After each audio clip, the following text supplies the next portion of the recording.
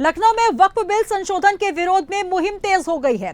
आज वक्फ बिल के विरोध का अंतिम दिन है और साथ ही आपको बता दें कि इस पूरे मामले में मस्जिदों में जुमा की नमाज के दौरान भाषण में बिल के संबंध में नमाजियों को जागरूक किया गया। ऐशबाग स्थित ईदगाह की मस्जिद में बड़ी तादाद में नमाजियों ने QR कोड स्कैन कर अपना विरोध दर्ज किया। साथ ही मौलाना खालिद रशीद फरंगी महली ने जुम्मे की नमाज के खुतबे में नमाजियों को जागरूक किया। मौलाना ने कहा कि प्रस्तावित बिल आने से 70% वक्फ संपत्ति डेंजर जोन में चली जाएगी और बिल का हम शुरू से ही विरोध कर रहे हैं। वक्फ संशोधन अधिनियम 2024 में 40 बिंदु शामिल किए गए हैं।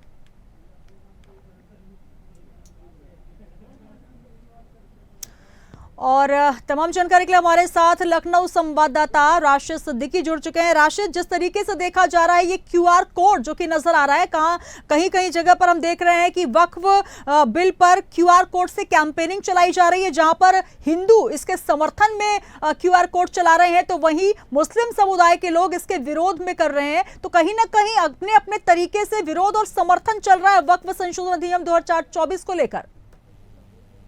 जी बिल्कुल, देखिए सुनीता, लगातार जिस तरह से वक्फ जिस तरह से बिल पास हुआ था उसके बाद ही मुस्लिम समुदाय ने इसका विरोध जताना चालू कर दिया था और तमाम तरीके का विरोध, उन्होंने नाराजगी जाहिर की थी। उसके बाद जिस तरह से अब QR कोड के माध्यम से इस बिल को लेकर जो नाराजगी है वो जाहिर की गई। हालांकि जिस तरह से QR कोड के माध्यम से अब तक 3 करोड़ लोगों ने QR कोड के माध्यम से इस बिल का विरोध जताया है, तो कहीं हिंदू पक्ष ने भी, इसके समर्थक में भी उन्होंने QR कोड यूज किया, उन लोगों ने भी।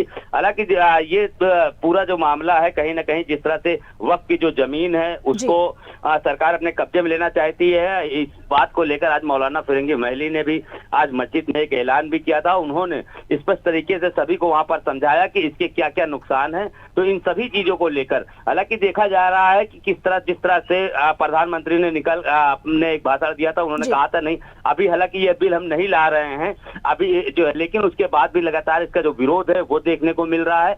अब इस QR कोड के माध्यम से जो लोगों ने जो ईमेल करके जो उन्होंने नाराजगी जताई है, अब देखते हैं इसका क्या खासा प्रभाव इस बिल को लेकर पड़ता है। बिल्कुल राशिद, जिस तरीके से हमने देखा कि लखनऊ में मस्जिदों के सामने इमाम जो है एक QR कोड लगाकर उन्होंने रखा हुआ है और ये समझाइश दी जा रही है वक्फ बोर्ड संशोधन अधिनियम आने के बाद क्या कुछ स्थिति होगी, 70% वक्फ संपत्ति डेंजर जोन में चली जाएगी। तो वहीं गोधरा में हमने गणेश पंडाल के सामने QR कोड लगा देखा, जहां पर हिंदुओं को यह समझाया जा रहा है कि आपको वक्फ बोर्ड का समर्थन करना है, वक्फ संशोधन अधिनियम 2024 जो निकला हुआ है। तो कहीं ना कहीं जिस तरीके से जो चाहे मस्जिद हो या मंदिरों के सामने एक नए तरीके से विरोध का, एक नए तरीके से समर्थन का ये पूरा ट्रेंड चल रहा है।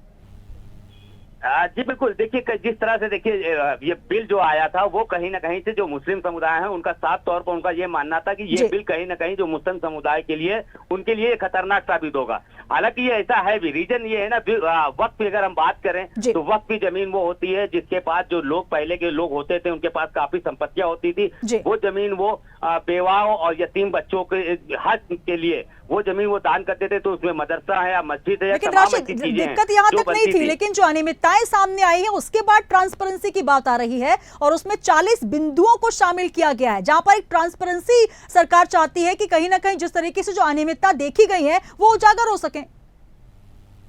जी बिल्कुल, क्योंकि देखिए ट्रांसपेरेंसी की बात लगातार सरकार कर रही है, लेकिन जिस तरह से देखिए जिस तरह से मुस्लिम समाज ने जो QR कोड लगाया उसके बाद जो हिंदू संगठनों ने भी कहीं ना कहीं QR कोड इसके पक्ष में लगाया। तो लेकिन सवाल, अगर हम राजधानी उत्तर प्रदेश या लखनऊ की अगर मैं बात करूं तो यहाँ पर लगातार जो हिंदू हैं वो भी इस बिल न पास होने के समर्थक में भी है। ऐसे लोग भी यहाँ पर है। उन 3 करोड़ लोगों में से कम 20,000 जो लखनऊ के हैं वो हिंदू समर्थक भी है, क्योंकि कहीं ना कहीं जो जमीन है, वक्फ की जो जमीन है, उसमें जिस तरह से धांधली का आरोप, जिस तरह से गबन का आरोप, जिस तरह से सरकार अपने पक्ष में करना चाहती है, इसका विरोध उन सभी लोगों को है। इससे पूर्व में भी देखा गया था, कई मंत्री निकल के आए थे जो बीजेपी के ही, इसका विरोध अनुप्रिया पटेल ने किया था। जाहिर सी बात है। हालांकि अब देखते हैं QR कोड जिस तरह से अब आमने सामने आया है, इस पर अब किस तरह की प्रतिक्रिया आप सरकार की आती है या किस तरह का रिएक्शन अब वो सुप्रीम की, जाहिर सी बात है मामला कोर्ट हो जाएगा, क्योंकि जो वकील है उनका साफ मानना है कि जो QR कोड के माध्यम से इस चीजों को लेकर हम सुप्रीम कोर्ट जाएंगे।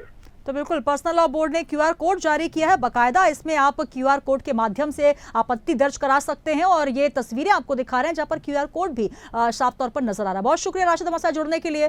तो वक्फ संशोधन अधिनियम 2024 जिसमें 40 बिंदु शामिल किए गए, अब नमाजियों को क्यूआर कोड स्कैन करके विरोध दर्ज कराने के लिए समझाया गया। ये तस्वीरें हम आपको दिखा रहे हैं जहां पर वक्फ बिल क्यूआर कोड से विरोध करते हुए तमाम जो समुदाय के लोग हैं वो नजर आ रहे हैं। सामने बैनर में क्यूआर कोड नजर आ रहा है जिसको आप स्कैन कर सकते हैं और यह समझाइश वहां पर तहफुज़-ए-औकाफ सोसाइटी है जिन्होंने बाकायदा स्कैनर वहां पर लगा रखा है।